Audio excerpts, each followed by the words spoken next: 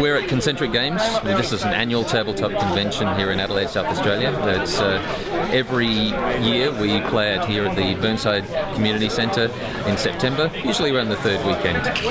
We've been running since 2012 now. Board games of all sorts from the last few decades mainly, as well as role-playing games, tabletop miniatures. Essentially, if it's an analog game you play on a tabletop, then it's very welcome here. It's interesting how many people think that board games are dead when it's actually in a real boom at the moment. Since about 1995, a lot of the games coming out of Europe have been very popular, and they tend to be a lot more engaging than your standard roll and move like Monopoly, because all of the players are involved all the time.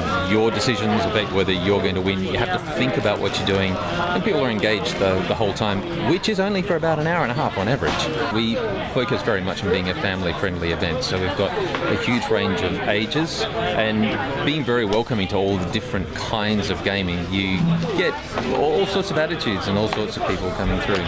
There's the Euro games where it's all about thinking about what you're going to do and having a strategy. Or there could be the more thematic games, otherwise known as a Ameritrash, where it's more about the story. You're going to be rolling dice and coming up with this massive tale as you go through the game, and the enjoyment therein. There's also party games, which are much more casual. You can pick up and learn the rules within a couple of minutes, and the players can sit around a coffee table or after a dinner at a dinner table and just have a good time and have fun. I think it's becoming more visible to the general public, but it's always going to be a niche. It's always going to be a niche hobby.